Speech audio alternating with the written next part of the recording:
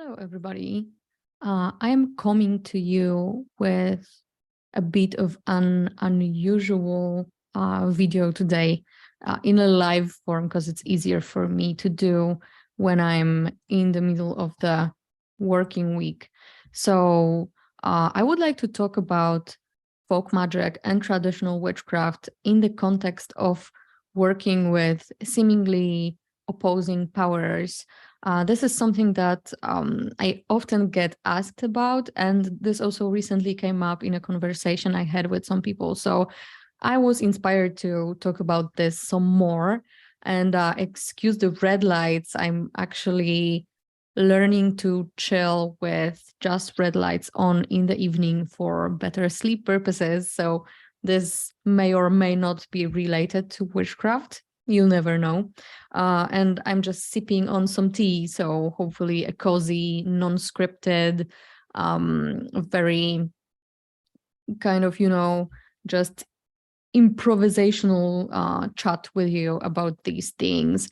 So one of those things that I see often talked about in magical and occult circles is how at least some people claim to that this is the case and the only true way of approaching working magic is that if you work with spirits such as the Christian or Judeo-Christian God, or with angels, or with saints, or any other spirits from the good side of things, then you cannot really work with the opposite side of the spectrum. So demons, the devil, you name it, any spirits that are deemed evil or bad. But also at the other hand, I also see people struggling with this who would like to reconcile working with both sides of the spectrum, but they find themselves struggling to wrap their mind around it, how to go about it, how it's supposed to work, if it even is possible to work magic this way or work with spirits this way. So I would like to talk about those things from my perspective as somebody who practices Polish folk magic and traditional witchcraft. And of course, a lot of my practice and the core of my practice really is informed by two things. First of all, animism, which to me is the kind of core to all magical practice and to all work with spirits. That without it, those practices don't really make sense to me. And another thing that my practice is informed by, which is very important to me, are historical sources, especially of folklore, of folk practices, this kind of low magic from Poland. Mostly, I do like to read about folk magic practices and traditional witchcraft practices from around the world, really, because I'm just like fascinated by this topic. But my one and only love in this regard, well, I will try to avoid saying always because you never really know, but Polish folk magic, Polish folklore, Polish witchcraft, that's where my love lies at this moment. So that's what informs my practice and my perception of these practices in general. So I feel like when I see people saying that you can't work with angels and demons at the same time, or like saints and demons at the same time, if you take a closer look at who says those things, I think that's important. I think really when it comes to magic and witchcraft, the paradigm that you find yourself working within, that your entire craft is structured around, changes everything. So I think that before you take somebody's opinion as facts and try to apply it to your practice, it's wise to first take a look at who they are, what kind of paradigm they practice in, if there's any like religious background to it, or what kind of cultural background there is to their practice. I feel like there are no practices that are devoid of cultural background of any kind. So all of them are steeped in something or rooted in something. And if that something happens to not be aligned with the cultural practices that your craft is rooted in, then you might begin to question whether that's valid for you or not. But coming back to the question of who says those things, I find that it's usually people who practice more ceremonial types of magic, stemming from high magic, from the kind of Western esoteric or Western occult traditions that come from people of the higher class. So the rich people who, had access to a lot of money, a lot of knowledge. They could read, they could write. They had access to higher education, and thus they had access to various books, grimoires, holy books, whatever, you name it, right? And those people were often also clergy, so priests, bishops, basically the kind of upper class, higher sphere of educated people who had access to much more stuff and were super privileged in comparison to your kind of standard folk magic practitioner who would be a person from the lower class and having only access to that which the land around them provides, or whatever they happen to have laying around the house, and who couldn't write, couldn't read oftentimes, and didn't have access to higher education, but had access to the more animistic kind of perception of the world, the folkloric perception of the world, which is vastly different, I find, from the perception of the world of people from the higher spheres.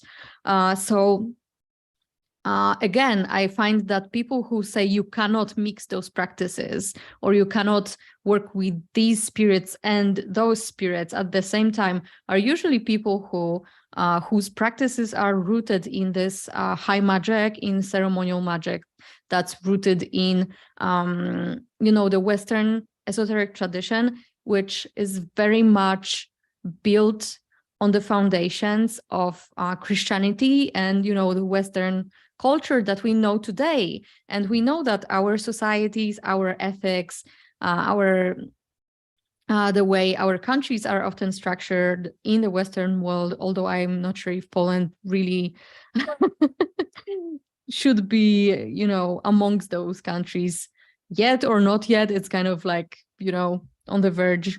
We are savages in some aspects in comparison to the Westerners, whatever. But anyway, that's what these practices are rooted in.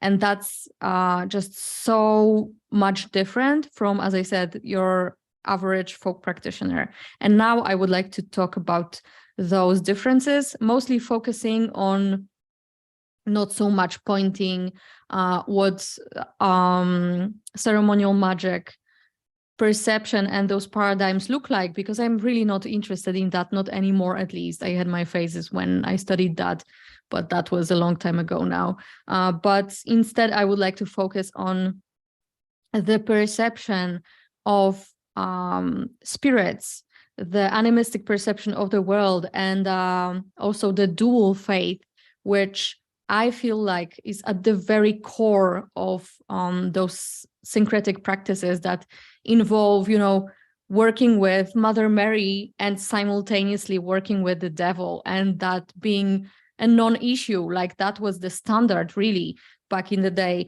And of course, I am basing my knowledge. I'm not pulling this out of my ass. This is something that I'm basing on sources that I read, historical sources that, are documented. This is something that's known, that comes from researchers who wrote that stuff down for us. Luckily, compared to many other Slavic countries, Poland has relatively not that much information preserved, because we historically went through various periods of time when we basically didn't exist as a country, and that impacted the ability of Polish folklorists and researchers to gather, as much of that knowledge as has been gathered in other countries in comparison. But still, even with this lower amount of gathered information, we still have enough to know those things. So that says something. But getting to the point, I suppose, I still think it's important that you know this background. That's why I'm saying it in the first place. But getting to the point, you probably have heard by this point about the concept of dual faith, which oftentimes is spoken about in the context of Russian folk magic practices. But the truth is that dual faith was a thing not only in Russia, but in most, if not all, of the Slavic countries, and not only Slavic countries. This is something that I think in some forms, maybe not the same as here, but they were present in the Western cultures as well. But anyway, the concept of the dual faith is basically this. You have a group of people, a tribe, a city, a civilization of some kind. And let's say these are the pre-Polish people, right? At some point, Christianization rolls in. And those who Christianize this group of people, of course, want to take the practices that they already have, those people have, and try to either shift them in a way that is in line with the Christian faith, or try to completely get rid of those practices and instead insert something else in that place, right? And that's where dual faith comes in. When it comes to the Slavic people, the process of Christianization was never really fully successful. It was really hard for those who were Christianizing. Let's just focus on Polish people, right? So the pre-Polish and then Polish people, those who were Christianizing us, kind of failed miserably, really, at the second type of replacement that I was talking about, which was eradicating the old practices and inserting new ones in those old practices' place. So that really didn't work. People just couldn't fucking do it, couldn't accept it. So instead, over time, it was easier for the process of Christianization to instead take the practices that were already here, but kind of reinterpret them through a Christian lens. So this was mostly done by the folk, by the people. This was not really there were no priests having a council and trying to come up with, how the fuck do we take this pagan practice and turn it into something that's Christian? That's not actually how that happened. How it happened was that folk would be taught about Christian practices and apply them to already existing practices. So basically taking a practice, but let's say only switching names of the local spirits or deities for names of saints, or Mother Mary, God, Jesus, etc., right? But the practices remained largely unchanged. Of course, over time, as society evolves and all of that, those practices do evolve kind of naturally to fit those social changes. But that doesn't necessarily have as much to do with Christianity and Christianization as it had with those civilizational kind of changes that occur naturally in any civilization.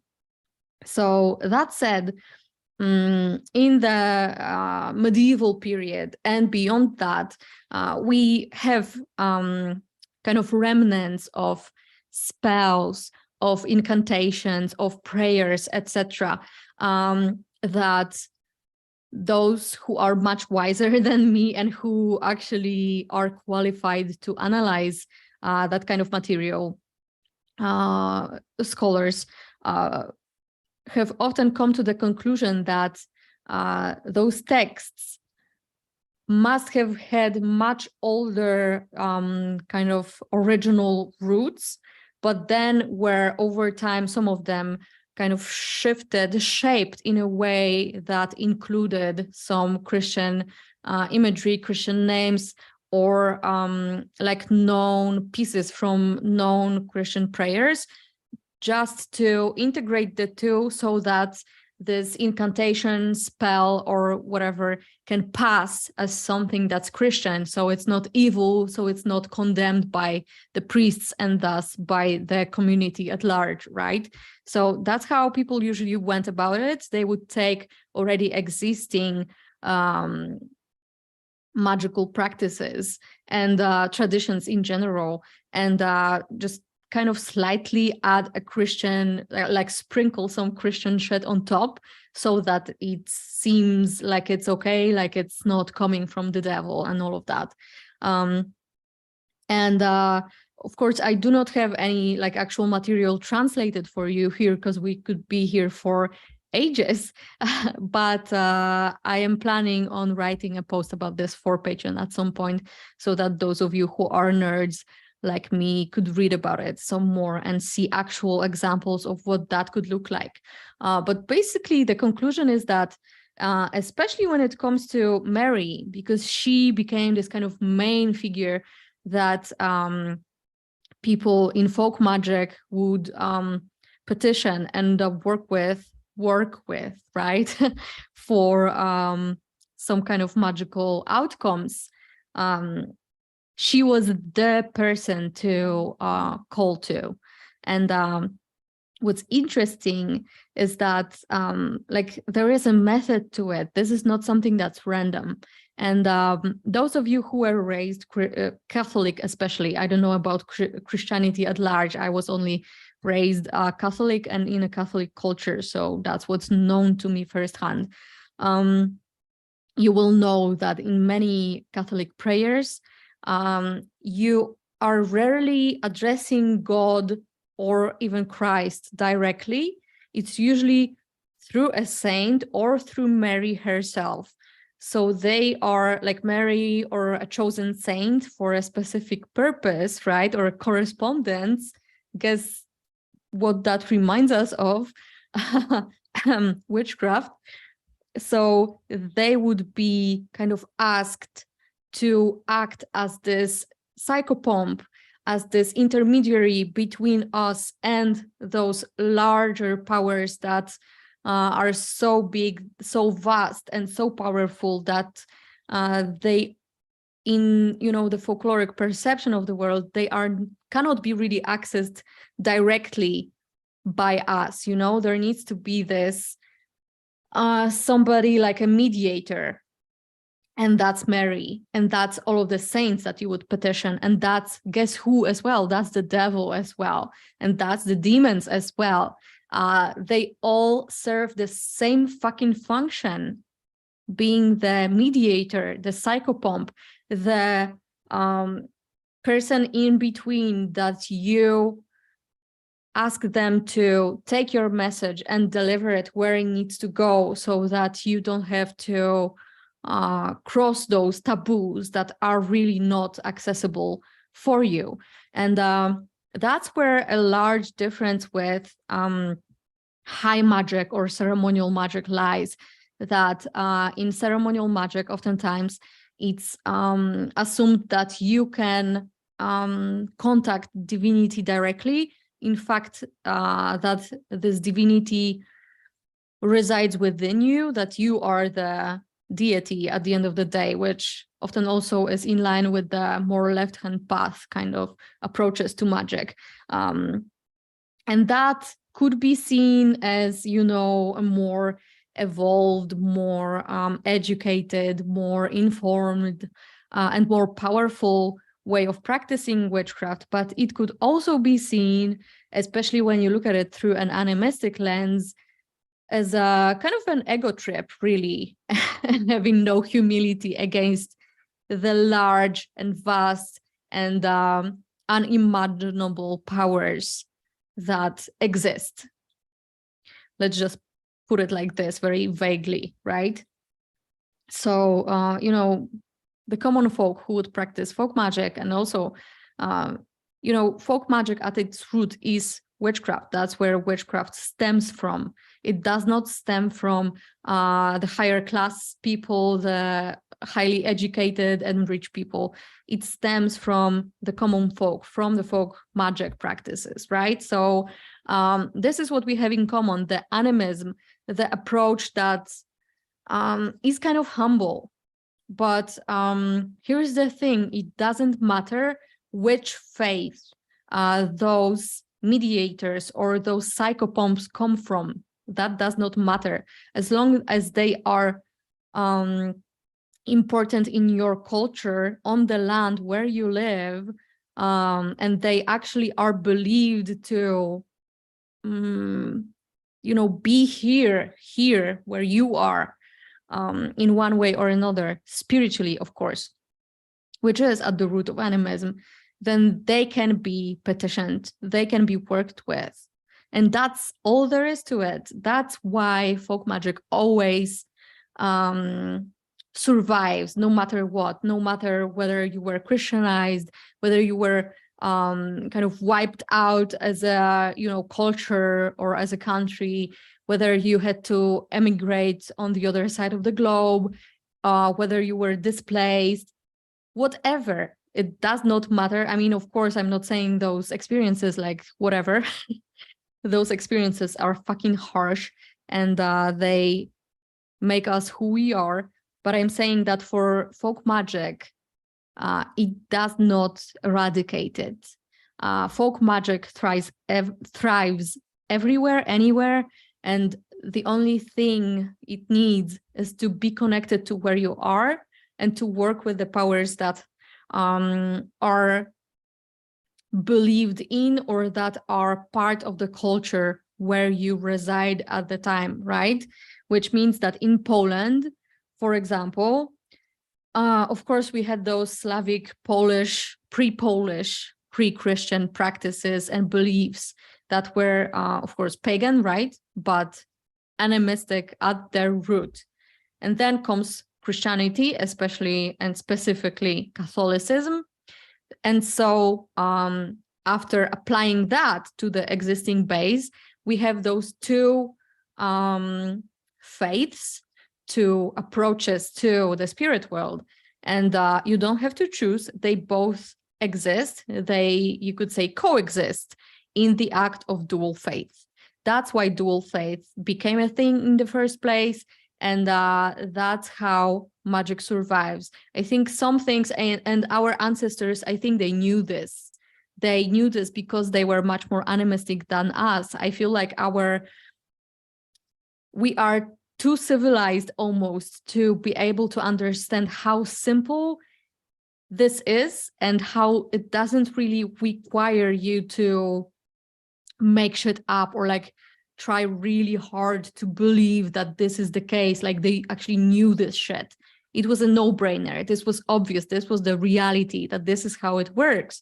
And they didn't question themselves. It was fucking obvious. And I feel like for us, the access to knowledge that we have and the fact that we are able, because of the civilization that we live in, we are able to gain so much knowledge that even those, you know, upper class, smart ass, fucking old white dudes could possess in their entire life. Like we can gain multiple times that much knowledge that they were able to. So like I feel like we are very confused, and it stands in the way of an authentic experience of magic and of spirits of the land and this local consciousness, animistic consciousness of everything that exists, of life force as a kind of mass of,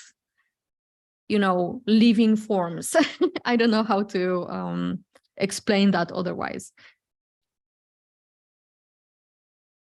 So that said, I think when you look at it from this perspective, it really suddenly ceases to be a problem.